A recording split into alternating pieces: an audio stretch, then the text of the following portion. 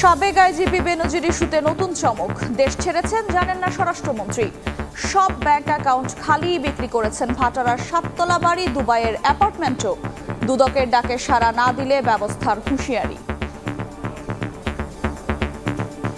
আমি এখনো কিন্তু সঠিক জানি না সে আছে কিনা, চলে গিয়েছে। আমাকে জেনে কথা বলতে হবে। এই ব্যক্তি কোনো কিছু করে থাকে তার দায় প্রতিষ্ঠান নেয় না। যদি উনি না আসে তখন আইন অনুযায়ী তার আইনগতভাবে যা প্রসিডিউর হওয়ার সেটাই চলবে। দুদককে 6 তারিখ পর্যন্ত আর 9 তারিখ পর্যন্ত অপেক্ষা করতে হবে। উনি আসলে এক ধরনের কনসিকুয়েন্স হবে, না আসলে এক ধরনের কনসিকুয়েন্স হবে।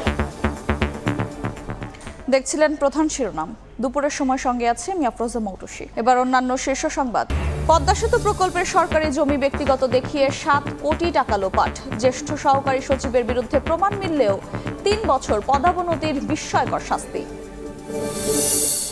এয়ারবাস না বোয়িং, কোনটিকে বেছে নেবে বাংলাদেশ? চূড়ান্ত সিদ্ধান্তের অপেক্ষা। দ্বিতীয় ধাপের মূল্যায়নে এগিয়ে ইউরোপীয় কোম্পানি, তদবিরে ঢাকায় বোয়িং এর প্রতিনিধি।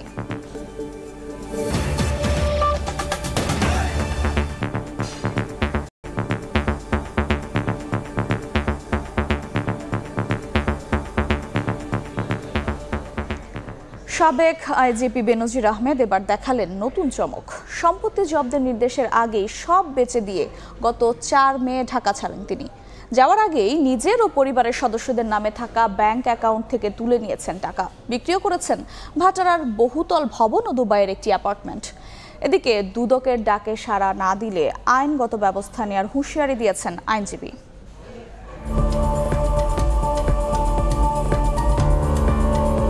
সময়ের অন্যতম আলোচিত সমালোচিত নাম সাবেক আইজিপি বেনজির আহমেদ। অনুসন্ধানে নেমে তার নামে বেনামে অঢেল টাকা ও সম্পত্তির খোঁজ পেয়েছে দুর্নীতি দমন কমিশন দুদক। অনুসন্ধানের অংশ হিসেবে আগামী 6 জুন বেনজিরকে তলব করেছে সংস্থাটি। আলোচনা সমালোচনা যখন তুঙ্গে, তখন সবাইকে ফাঁকি দিয়ে পরিবার সমেত দেশ ছেড়েছেন পুলিশের সাবেক এই শীর্ষ কর্মকর্তা। হযরত শাহজালাল আন্তর্জাতিক বিমানবন্দরের ইমিগ্রেশন পুলিশের রেকর্ড অনুযায়ী গত 4 মে সিঙ্গাপুরের উদ্দেশ্যে ঢাকা ত্যাগ করেন তিনি। তবে নিজে তো গেলেন, কিন্তু অঢেল সম্পত্তি কি রেখেই গেলেন নাকি নিয়ে গেলেন? সূত্র বলছে ব্যাংকের অ্যাকাউন্টগুলো এখন প্রায় শূন্য। ব্যাংক অ্যাকাউন্টগুলো ফ্রিজ করার আগেই অ্যাকাউন্টের অধিকাংশ টাকা তুলে নেওয়া হয়েছে। শুধু ব্যাংক অ্যাকাউন্ট ফাঁকা করেই থেমে থাকেননি। সাম্প্রতিক সময়ের মধ্যে ঢাকার একটি বাড়ি ও দুবাইয়ের একটি অ্যাপার্টমেন্ট বিক্রিও করেছেন, এমন তথ্য পাওয়া গেছে। জানা গেছে সংযুক্ত আরব আমিরাতের দুবাইয়ে প্লাম জুমেরা ও মেরিনা এলাকায় বেনজিরের নামে বেনামে বেশ কয়েকটি অ্যাপার্টমেন্ট রয়েছে, যার মধ্যে জুমেরা এলাকায় 40 তলা কনকর্ড টাওয়ারে অবস্থিত একটি অ্যাপার্টমেন্ট গত কয়েকদিনের মধ্যেই প্রায় 29 কোটি টাকায় বিক্রিও করেছেন। দুবাইয়ের মস্কো নামের একটি বহুতল হোটেলে বেনজিরের যৌথ বিনিয়োগের তথ্যও রয়েছে। আর ঢাকার ভাটারা থানাধীন একটি অভিজাত আবাসিক এলাকায় বেনজিরের একটি 7 তলা ভবন ছিল, সেটিও সম্প্রতি বিক্রি করে দিয়েছেন। অনুসন্ধান শুরু হওয়ার পর এসব সম্পদ বিক্রি করা হয়েছে বলে জানিয়েছে দুদক। দুদকে জিজ্ঞাসাবাদ করার জন্য ডাকা হয়েছে। 9 তারিখ ওনার পরিবারবর্গকে ডাকা হয়েছে। কাজে আমরা দেখি 6 তারিখ কি হয়। যদি উনি আসলেই ওনাকে জিজ্ঞাসাবাদ করা হবে। আর যদি উনি না আসে তখন আইন অনুযায়ী তার আইনগতভাবে যা প্রসিডিউর হওয়ার সেটাই চলবে। অনুসন্ধান মাঝপথে আছে। 2 দফায় জব্দ হয়েছে, জিজ্ঞাসাবাদের জন্য প্রসিডিউর চলছে। কাজে পূর্ণাঙ্গ অনুসন্ধান যখন হবে তখন পূর্ণাঙ্গ চিত্রটা আপনি পাবেন। পাশের পুলিশ কর্তারাও এখন চিনছেন না বেনজিরকে। পুলিশ সদর দফতরের অন্তত 5টি কেনাকাটার খাত থেকে বিপুল অর্থ লোপাটে যেসব কর্মকর্তা সহযোগীর ভূমিকায় ছিলেন, তারাও বেনজিরকে ঘরের শত্রু বিভীষণ হিসেবে আখ্যা দিচ্ছেন। এবার তাদের ওপরও চোখ পড়েছে দুদকের। বেনজির পরিবারের সম্পদের তল্লাশির সঙ্গে ঘনিষ্ঠ হিসেবে পরিচিত কয়েকজন পুলিশ কর্মকর্তার নামেও সম্পত্তি কেনার তথ্য পেয়েছে দুদক। গত 23 মে বেনজির আহমেদ ও তার পরিবারের সদস্যদের নামে থাকা প্রায় 345 বিঘা জমি এবং 33টি ব্যাংক হিসাব জব্দের আদেশ দেয়া হয়। নিবিড় সাহা, সময় সংবাদ, ঢাকা। কেউ অন্যায় করলে আইন অনুযায়ী বিচার হবে। সাবেক আইজিপি বেনজির আহমেদের দুর্নীতির বিষয়ে সাংবাদিকদের প্রশ্নের জবাবে একথা বলেন স্বরাষ্ট্রমন্ত্রী আসাদুজ্জামান কামাল।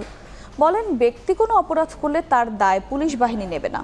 তার দেশ ছাড়ার ব্যাপারে কিছু জানেন না দাবি করে স্বরাষ্ট্রমন্ত্রী বলেন, তাকে দেশ ত্যাগের ব্যাপারে এখনো কোনো নিষেধাজ্ঞা দেয়া হয়নি। যদি কেউ অন্যায় করে থাকেন, অন্যায়ভাবে ধন সম্পদ লুণ্ঠন মানে কক্ষিগত করে থাকেন, আমাদের দেশে সেই অনুযায়ী তার বিধান রয়েছে বিচার, এবং সেই অনুযায়ী তার বিচার হবে, সেখানে আমাদের কিছু বলার নেই। এটা ব্যক্তিগত ব্যাপার। পুলিশ বাহিনী, আমার পুলিশ বাহিনী অনেক ভালো কাজ করছেন। যদি ব্যক্তি কোনো কিছু করে থাকে তার দায় প্রতিষ্ঠান নেয় না, তাকে তো এখনো আমরা নিষেধাজ্ঞা দেইনি। সেই নিষেধাজ্ঞার আগে চলে যেয়ে থাকে, আমি এখনো কিন্তু সঠিক জানি না সে আছে কিনা চলে গিয়েছে। আমাকে জেনে কথা বলতে হবে। আটকে পড়া শ্রমিকদের মালয়েশিয়ায় ফেরাতে সরকারের প্রচেষ্টা নিয়ে জানাতে সহকর্মী একরামুল কবিরের সঙ্গে আছেন প্রবাসী কল্যাণ প্রতিমন্ত্রী শফিকুর রহমান চৌধুরী। সরাসরি যাচ্ছি সেখানে। আমরা ইতিমধ্যে জেনেছি যে গতকালকে রাত 12টার থেকে বাংলাদেশ সহ 14টি দেশে মালয়েশিয়ার যে শ্রমবাজার, সেই শ্রমবাজার বন্ধ করে দিয়েছে, বাংলাদেশের দ্বিতীয় শ্রমবাজার, এবং এর ফলে প্রায় 31,000 শ্রমিক একটা বিব্রত অবস্থা বা মানবতার জীবনযাপনের মধ্যে ডুবে গেছে। এই ব্যাপারে কথা বলার জন্য আমাদের সাথে রয়েছেন প্রবাসী কল্যাণ ও বৈদেশিক কর্মসংস্থান প্রতিমন্ত্রী শফিকুর রহমান চৌধুরী এমপি।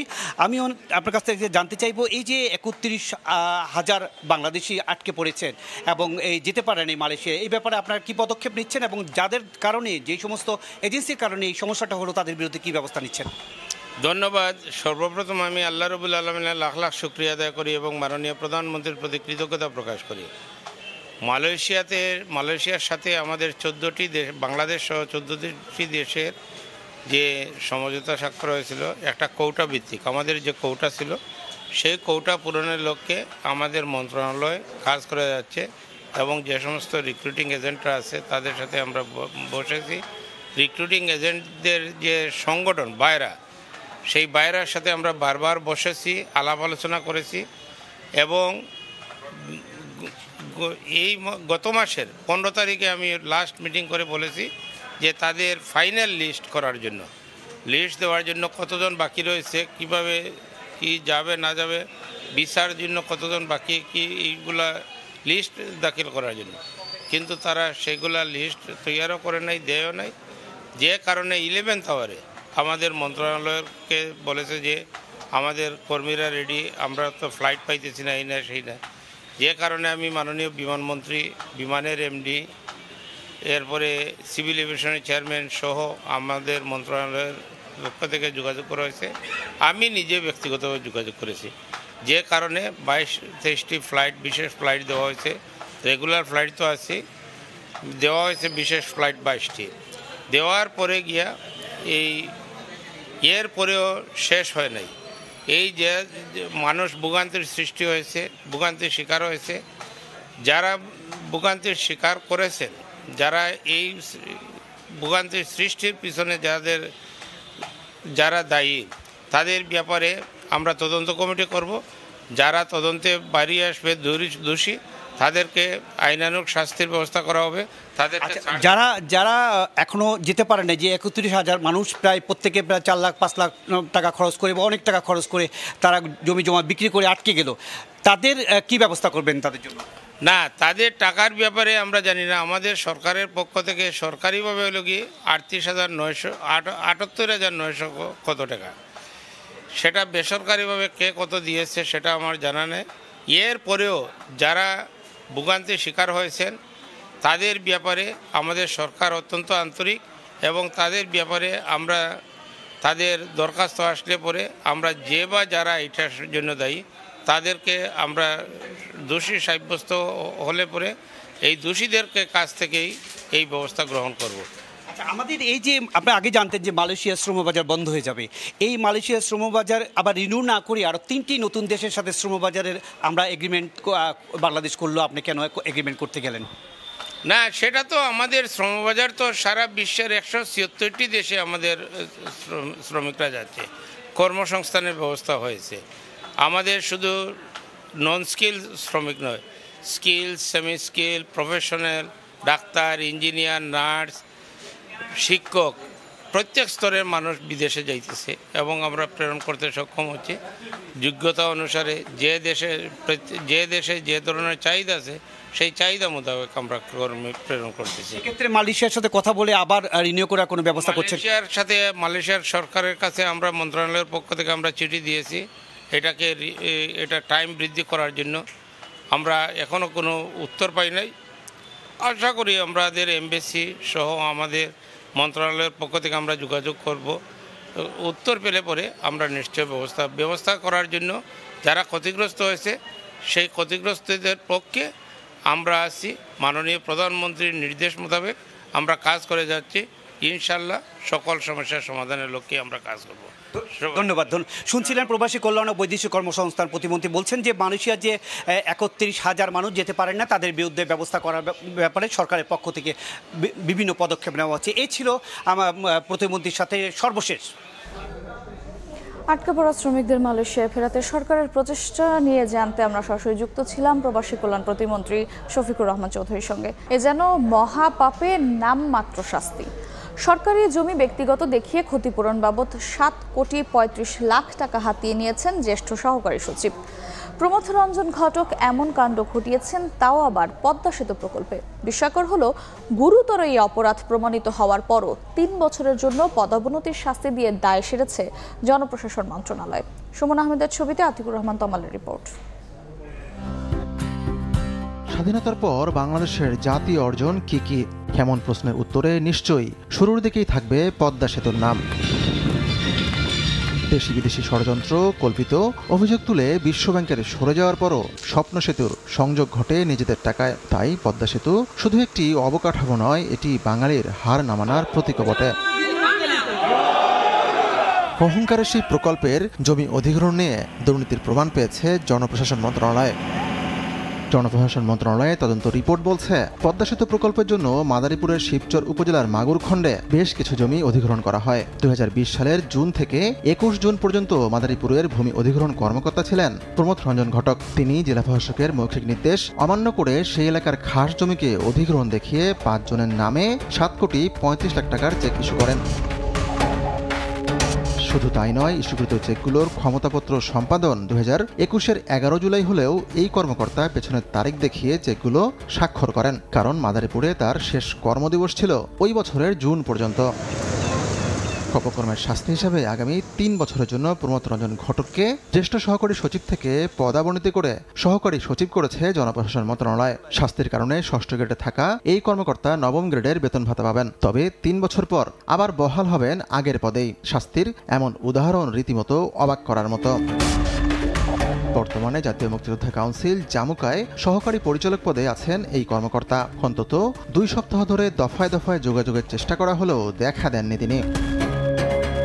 অবশেষে জামুকার মহাপরিচালকের নির্দেশে তিনি সাক্ষাৎ করার সুযোগ দেন সময় সংবাদকে। জানতে চাই যে 5 ব্যক্তির নামে 7,35,00,000 টাকা চেক ইস্যু করা হয়েছিল, সেই টাকার গন্তব্য কোথায় ছিল? যারা যে 5 জন ব্যক্তির নামে ক্ষতিপূরণ দেওয়া হয়েছে তাদের নামেই চেক হয়েছে। সো তাদের কাগজপত্র আমি যখন দিয়েছি আমার অবস্থান থেকে যতটুকু যাচাই বাছাই করা প্রয়োজন আমি যাচাই বাছাই করে ওই 5 জনকেই চেক দেওয়া হয়েছে। সাবেক আমলার মতে এমন শাস্তি অপরাধ কমাতে সহায়ক হবে না। অভিযোগটা ভেরি সিরিয়াস। এইসব ক্ষেত্রে অফিসারদের আসলে চাকরিতে রাখা উচিত না। এটা একটা ব্যাড মেসেজ যায় যে আপত্তিকর কিছু করলেও পার পাওয়া যায়। এদিকে এমন গুরুতর অভিযোগে লঘুদণ্ড দেওয়া হয়েছে বলে মনে করছেন বাংলাদেশ সচিবালয়ের একাধিক সিনিয়র সচিব। আতিকুর রহমান তমাল, সময় সংবাদ, ঢাকা। এয়ারবাস না বোয়িং, কোন কোম্পানির উড়োজাহাজ কিনছে বাংলাদেশ বিমান? বিষয়টি নিয়ে এখনও সিদ্ধান্ত চূড়ান্ত না হলেও বহরে ভিন্নতা আনতে চায় বিমান। দ্বিতীয় ধাপের আর্থিক মূল্যায়নে এরই মধ্যে ইঙ্গিত মিলেছে এয়ারবাসের দিকেই ভিড়ছে সংস্থাটি। তবে বাংলাদেশে এসে নিজেদের বিমান বিক্রির তদবির অব্যাহত রেখেছে বোয়িংয়ের উচ্চ পদস্থ দল। কাজল আব্দুল্লাহর রিপোর্ট। বাংলাদেশ বিমানের বহরে থাকা 21টির মধ্যে 16টি রয়েছে বোয়িংয়ের। তাই যাত্রীদের নতুনত্ব দেয়া ও টেকনিক্যাল পরিসরে ভিন্নতা আনতে চায় বলাকা। তাই নজর রয়েছে ইউরোপীয় জায়ান্ট এয়ারবাসের দিকে, কিন্তু নিজেদের অবস্থান ছাড়তে নারাজ যুক্তরাষ্ট্রের বোয়িং। গত বছর জুড়েই ছিল সরকারের বিভিন্ন মহলে এয়ারবাস কেন্দ্রিক আলোচনা, কিন্তু কূটনৈতিক নানা চাপে আর্থিক ও বাণিজ্যিকভাবে লাভজনক কোন কোম্পানি তার সমীক্ষায় আর্থিক প্রস্তাবনা নেওয়া হয় 2 কোম্পানির কাছ থেকেই। টেকনিক্যাল কমিটির এয়ারবাসের দেয়া প্রস্তাবনা মূল্যায়ন রিপোর্টে জানুয়ারিতে বিমান দেখতে পায় এয়ারবাসের A350 মডেলের 2টি উড়োজাহাজ ও যন্ত্রাংশ কিনতে এবং প্রশিক্ষণে ব্যয় হবে প্রায় $100 কোটি, যা বাংলাদেশি টাকায় প্রায় 12,000 কোটি টাকা। এতে বড় ধরনের লোকসান হবে সংস্থাটির। কমিটির এই রিপোর্টের পর টনক নড়ে এয়ারবাসের। তারা বিক্রি মূল্য অর্ধেক কমিয়ে দেয়। এরপর এপ্রিলে আবার বৈঠকে বসে বিমানের কমিটি। এবার তারা বলে লাভজনক হবে এয়ারবাস। ওদিকে কাজ পেতে মরিয়া বোয়িং প্রথম প্রস্তাবে বলে দেয় যে দামে এয়ারবাস 2টি বিমান দিবে সে দামে তারা 4টি বিমান দিবে। তবে বোয়িংয়ের কারিগরি ত্রুটি নিয়ে সম্প্রতি বিশ্বব্যাপী নানা প্রশ্ন ওঠায় তাদের প্রস্তাব মূল্যায়ন কমিটির কাছে পাঠানোই হয়নি, এমনটাই জানান বিমানের সদ্য বিদায়ী এমডি। 737 ম্যাক্স নিয়ে অনেকগুলা ঘটনা ঘটেছে, সুতরাং আমরা হুট করে তো একটা জিনিসের উপর আমরা এটা যেতে পারি না। বোয়িং হোক আর এয়ারবাস হোক, এয়ারবাসে যেমন আমরা ফ্রেটার নিই নাই, বোয়িংয়েরও আমরা যে কোনো প্রপোজাল আসলেই তো আমরা এটা ধরেন এটার উপর ইভ্যালুয়েট করতে পারি না। তবে এখনো হাল ছাড়েনি বোয়িং। সম্প্রতি প্রধানমন্ত্রীর সাথে যুক্তরাষ্ট্রের যে উচ্চ পর্যায়ের প্রতিনিধি দলটি দেখা করে তাদের মধ্যে বোয়িংয়ের উচ্চ পদস্থ একজন কর্মকর্তাও ছিলেন। বিমানের বোর্ডের থেকে একটা শক্তিশালী এবং খুবই এফিশিয়েন্ট একটা টিম গঠন করে দিয়েছি, অ্যান্ড তারা ইভ্যালুয়েশন করছে। আমরা আশা করি খুব দ্রুততার সঙ্গে তারা ইভ্যালুয়েশন শেষ করবে। পর্যবেক্ষণ মহলের মতে বোয়িং কত দ্রুত তাদের কারিগরি দুর্বলতার দিকটি ঠিক করবে তেমনি রয়েছে কোন উড়োজাহাজের সুবিধা বেশি থাকবে। পাশাপাশি পোশাক শিল্পের নতুন বাজার সম্প্রসারণে কাদের উড়োজাহাজ বেশি ভূমিকা রাখতে পারবে এই বিষয়গুলোই নতুন বিমান বাছাইয়ে গুরুত্বপূর্ণ হয়ে উঠবে। সর্বোপরি সংশ্লিষ্ট দেশের সরকারগুলোর সাথে সম্পর্কের গভীরতার বিষয়টিও বিবেচনায় আসবে বলে ধারণা করছেন অভিজ্ঞ মহল। কাজল আব্দুল্লাহ, সময় সংবাদ, ঢাকা। বিএনপি মহাসচিব মির্জা ফখরুল ইসলাম আলমগীর বলেছেন, সবার চোখের সামনে দিয়ে বেনজির আহমেদের দেশের বাইরে চলে যাওয়া প্রমাণ করে সরকারের অবস্থান লোক দেখানো। সকালে জাতীয় প্রেস ক্লাবে এক আলোচনা সভায় কথা বলেন তিনি। এমন অসংখ্য আজিজ বেনজির তৈরি করেছে ক্ষমতাসীনরা। বেনজিরকে বলল যে তার সম্পত্তি আমরা ক্রোক করছি, আদালত থেকে বলালো তাকে মামলা করেছে, দুদক থেকে মামলা করেছে, সে তাকে কোথাও যেতে দেওয়া হবে না, এসব কথা বলা হলো।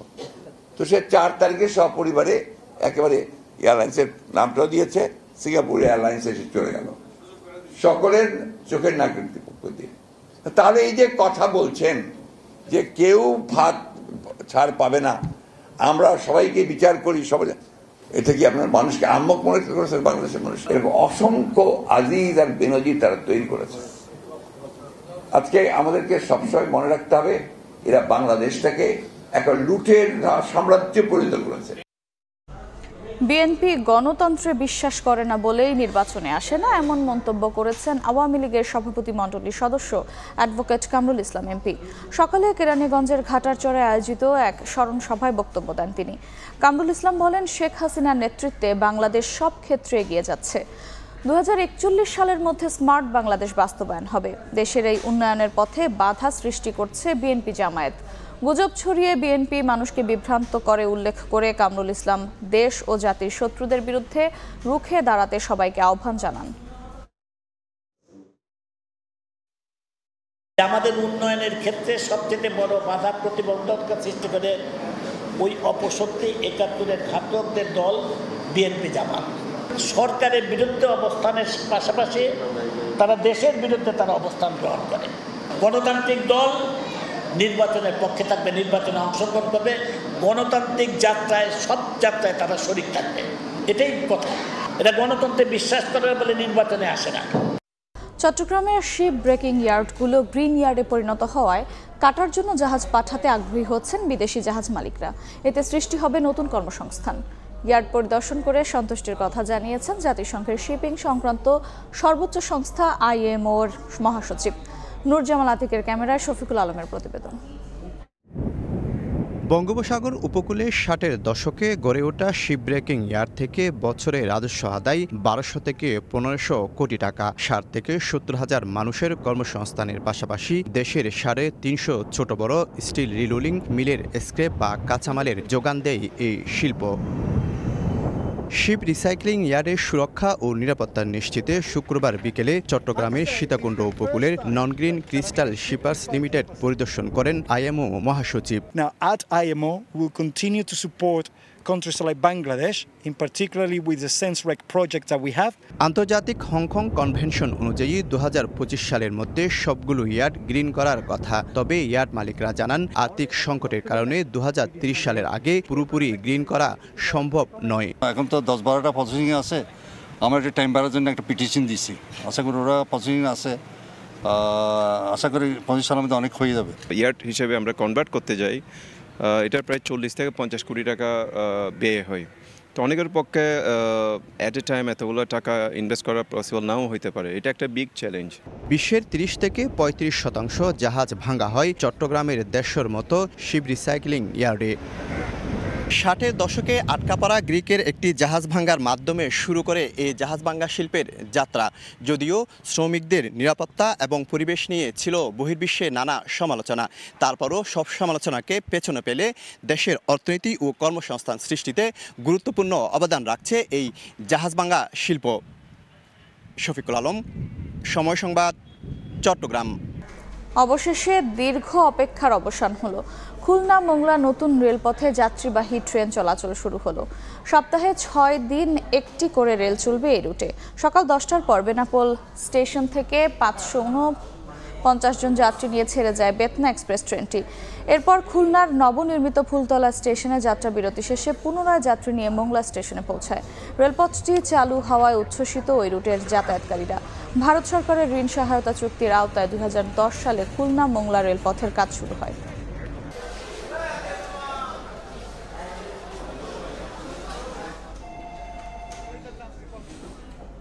মুক্তিযুদ্ধের চেতনায় উজ্জীবিত হয়ে সমুদ্র সীমা নিরাপত্তা রক্ষা করতে নবীন নাবিকদের আহ্বান জানিয়েছেন নৌবাহিনী প্রধান অ্যাডমিরাল এম নাজমুল হাসান। সকালে পটুয়াখালীতে শেরি বাংলা প্যারেড গ্রাউন্ডে 438 জন নবীন নাবিকদের বুট ক্যাম্প প্রশিক্ষণ করে বর্ণাঢ্য শিক্ষা সমাপনী কুচকাওয়াজ শেষে তিনি এই আহ্বান জানান। এর আগে প্যারেড পরিদর্শন ও অভিবাদন গ্রহণ করেন নৌবাহিনী প্রধান। কৃতিত্বপূর্ণ ফলাফল অর্জনকারী নবীন নাবিকদের পুরস্কার তুলে দেন। পরে নবনির্মিত বাংলাদেশ নৌবাহিনী স্কুল অ্যান্ড কলেজের উদ্বোধন করেন তিনি। নেভাল এভিয়েশনকে শক্তিশালী করার লক্ষ্যে 2021 সালে উন্নত মানের 2টি মেরিটাইম পেট্রোল এয়ারক্রাফট বাংলাদেশ নৌবাহিনীতে সংযুক্ত হয়েছে। আগামী বছর বাংলাদেশ নৌবাহিনীতে আরও 2টি ইউটিলিটি হেলিকপ্টার যুক্ত হবে বলে আমরা আশা করছি। নৌবহরের জাহাজসমূহ অপারেশনাল রাখার পাশাপাশি সাবমেরিন ও এয়ারক্রাফটের বিশেষায়িত রক্ষণাবেক্ষণের সুবিধা নিশ্চিতকরণের লক্ষ্যে চট্টগ্রাম ও বাংলায় নৌবাহিনী ডকইয়ার্ডের আধুনিক কার্যক্রম চলমান রয়েছে। লোকসভা নির্বাচনের খবর জানাতে এই মুহূর্তে কলকাতায় আছেন রিপোর্টার সুব্রত আচার্য। সরাসরি যাচ্ছি তার কাছে।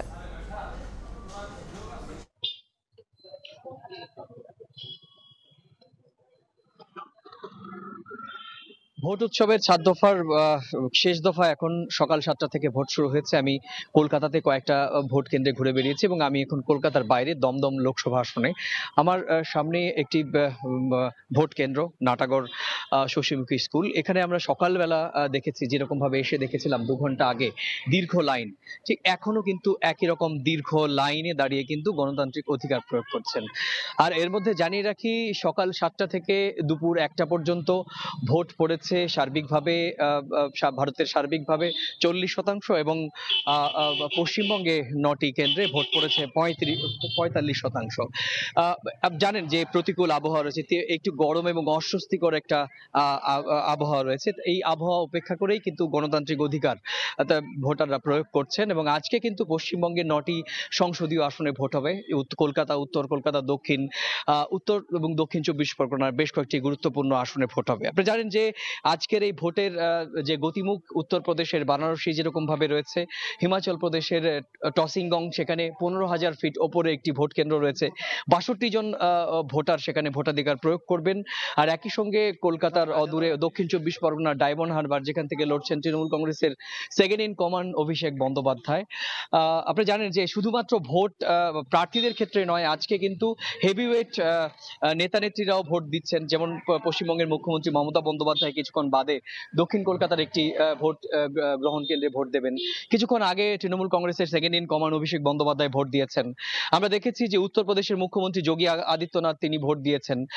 আম আদমি পার্টির প্রধান দিল্লির মুখ্যমন্ত্রী অরবিন্দ কেজরিওয়াল তিনিও ইতিমধ্যে গণতান্ত্রিক অধিকার প্রয়োগ করেছেন। একই সঙ্গে আপনি জানেন যে টালিগঞ্জের এক ঝাঁক তারকারা ইতিমধ্যে তাদের গণতান্ত্রিক অধিকার ইতিমধ্যেই প্রয়োগ করে দিয়েছেন। তো সব মিলিয়ে নির্বাচন কমিশন আশা প্রকাশ করছে যে গেল গেল 6 দফা থেকে এই 6ষ্ঠ দফা শেষ দফার ভোটের হার বেশি পড়বে বলেই তারা আশা প্রকাশ করছেন। এই ছিল আমার কাছে 18তম জাতীয় লোকসভা নির্বাচনের 7ম এবং শেষ ধাপের প্রথম 6 ঘন্টা আমার কাছে থাকা ভোট সংক্রান্ত সবশেষ তথ্য। লোকসভা নির্বাচনের খবর জানছিলাম কলকাতা থেকে। খেলার খবর, বিশ্বকাপের মূল পর্বের আগে শেষ প্রস্তুতি ম্যাচে মাঠে নামবে বাংলাদেশ। প্রতিপক্ষ আসরের হট ফেভারিট ভারত। যদিও এই ম্যাচের আগে অনুশীলনে ছিলেন না সাকিব, মাহমুদুল্লাহ লিটনরা। এই ম্যাচ দিয়েই বিশ্বকাপের জন্য নিজেদের টিম কম্বিনেশন চূড়ান্ত করবে বাংলাদেশ। নিউ ইয়র্ক থেকে সাজিদ মুস্তাহিদের রিপোর্ট। ভারতের বিপক্ষে ম্যাচ, গণমাধ্যম কিংবা সমর্থকদের মাঝে এই ওয়ার্ম আপ ম্যাচ নিয়ে রোমাঞ্চ থাকলেও বিপরীত চিত্র বাংলাদেশ দলে। আগের দিন পুরো স্কোয়াড অনুশীলন করলেও ম্যাচের আগে শেষ প্র্যাকটিস সেশনে নেই দলের অনেক ক্রিকেটার। আগের দিন চোট পাওয়ায় ছিলেন না মাহমুদুল্লাহ। অফ ফর্মে থাকা লিটন, সাকিব হোটেলে বসেই পার করেছেন সময়। লিটন আরও একবার সুযোগ পেতে যাচ্ছেন ভারতের বিপক্ষে। টিম ইন্ডিয়ার বিপক্ষে অতীত পরিসংখ্যান কথা বলছে এই ওপেনারের পক্ষে। যদিও নাসাউ স্টেডিয়ামে হয়তো ওপেনিংয়ে দেখা যাবে না লিটনকে। আগের ম্যাচে উদ্বোধনীতে সেঞ্চুরি পার্টনারশিপ করা সৌম্য তানজিদেরই ভারতের বিপক্ষে ইনিংস সূচনা করার জোর সম্ভাবনা। আগের দিন পেসাররা বল হাতে অনুশীলন না করলেও এদিন মোস্তাফিজ, শরীফুল, তানজিম, সাকিবরা দীর্ঘ সময় নেটে বোলিং করেছেন। ব্যাটিংয়ের সময় নাজমুল শান্ত হাতে চোট পেলেও কিছু সময় বিশ্রাম নিয়ে আবারও নেটে নিজেকে ঝালিয়ে নেন অধিনায়ক। এর ফাঁকেই কোচ চন্ডিকা হাথুর সিংহের সঙ্গেও ভারত ম্যাচের কৌশল নিয়ে দীর্ঘ সময় মিটিং করে নেন এই বাঁহাতি ব্যাটার। ম্যাচের আগে অনুশীলন করেছে টিম ইন্ডিয়াও। দলের সঙ্গে নিউ ইয়র্কে যোগ দিলেও এদিন প্র্যাকটিসে আসেননি বিরাট কোহলি, যদিও দলের অন্যরা ঝালিয়ে নিয়েছে নিজেদের। হার জিত যাই হোক, যখনই বাংলাদেশ দল ভারতের বিপক্ষে খেলে শেষ পর্যন্ত লড়াই করে। অন্তত সাম্প্রতিক ইতিহাস কিন্তু সেটাই বলছে। টিম ইন্ডিয়ার বিপক্ষে এই প্রস্তুতি ম্যাচটা তাই খুবই গুরুত্বপূর্ণ বাংলাদেশের জন্য। হার জিত যাই হোক, ইতিবাচকভাবে ম্যাচটা শেষ করতে পারলে বিশ্বকাপ বাংলাদেশ শুরু করবে হাই নোটে। নিউ ইয়র্ক থেকে সাজিদ মুস্তাহিদ, সময় সংবাদ, যুক্তরাষ্ট্র। এ পর্যায়ে শীর্ষ সংবাদগুলো জানিয়ে দিচ্ছি আরেকবার। বেনজির ইস্যুতে নতুন চমক, দেশ ছেড়েছেন জানেন না স্বরাষ্ট্রমন্ত্রী। সব ব্যাংক অ্যাকাউন্ট খালি, বিক্রি করেছেন ভাটারার বাড়ি। দুদকের ডাকে সাড়া না দিলে ব্যবস্থা।